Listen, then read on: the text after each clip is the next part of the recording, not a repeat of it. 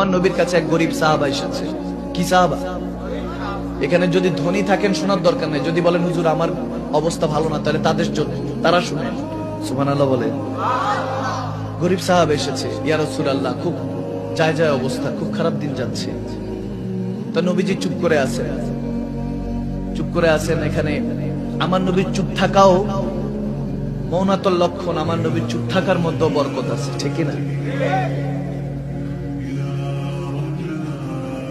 ইমামগণরা বলেন নবীজি যখন চুপ করে আছেন একটা পর্যায়ে ওই সাহাবা বলে উঠলেন, ইয়া রাসূল একটু একটু দয়া করেন। তো নবীজি হঠাৎ করে জজবা এসে গেলেন, বলতেছে আজকে চা, তুই যা চাবি তাই দিব। সুবহানাল্লাহ। চাও, কি চাস? আজকে চা আমি দিব, আমি নবী মুস্তাফা দিব। হযরত আলী সহ হযরত ওমর বসা, সবাই বলতেছে এহ কিসমতটা রে, আজকে জানি কি চায়। নবীজি তো আমাদের কাছে এভাবে বলে না, কি জানি চায়, মনে আজকে আখিরাত মালামাল হয়ে যাবে। কারণ নবী যদি দোয়া করে দিবেন কে? আওয়াজ দেন কে? সে বলতেছে ইয়া রাসূল আপনি যেহেতু চাইতে বলেছেন, লম্বা সফর, একটা যদি উটনির ব্যবস্থা করে দিতেন। কিসের উটনি? উটে সফরে উট দিয়ে, তখন তো উট দিয়ে আরোহণ হতো, সফর করতেন, বলে একটা উটের অবস্থা।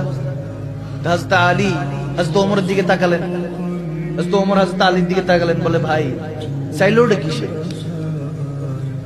কি অপরচুনিটি, কত কিছু দামি, কত কিছু চাইতে পারতো, চাইলো কিসে?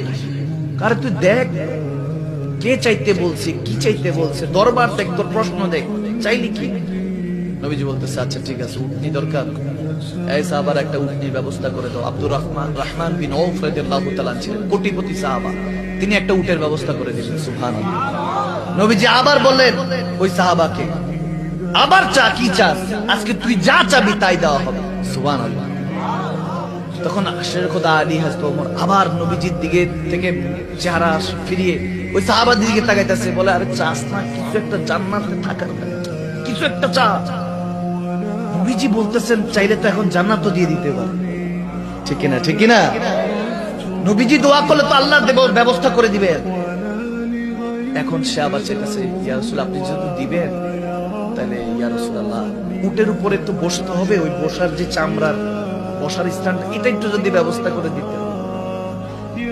আল্লাহ আল্লাহ। সাহাবারা কয় হায় রে কিসমত, চাইবো কোথায়, কি চাইবো? নবীর সাথে জান্নাতে থাকার ব্যবস্থা, এরকম দোয়া চাইতে পারে? চাইতেছি কি উটের উপরে সাওয়ারি। নবীজি মুচকি হাসলেন, বলেন ওমর ইয়া রাসূল ব্যবস্থা করে দাও, করে দিল। আবার নবী বললেন শেষবারের মতো, আর কিছু আছে চাওয়ার? চা। সুবহানাল্লাহ।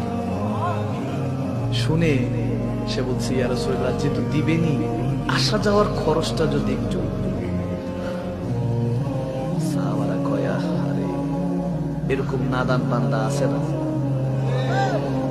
আল্লাহর দরবারে গিয়ে আল্লাহ 10 কোটি টাকা দাও, সত্যি করে বলতেছি তোমার মসজিদে 1 লাখ টাকা দিব। এরকম বিজনেসম্যান নাই মনে হয়? আছে না? আছে না? এই তুমি দেখো নাই অমুক মাহফিলে মসজিদের মধ্যে আমি টাকা দিছি, আছে না?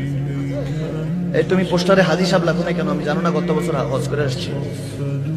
মনে হয় এই সমাজে নাই, মনে হয় এরকম আসেনি, সব জায়গায় ছিল।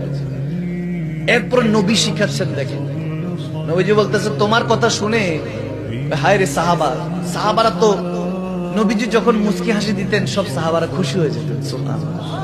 আমার নবীর তাবাসসুম, মুস্কি হাসির মধ্যে রওনা, মানে সব সাহাবাকে নিয়ে মনে যেন নিয়ে নিয়েছেন হাসি দিয়ে, মজমাটা নিয়ে নিয়েছেন, এরকম হতো।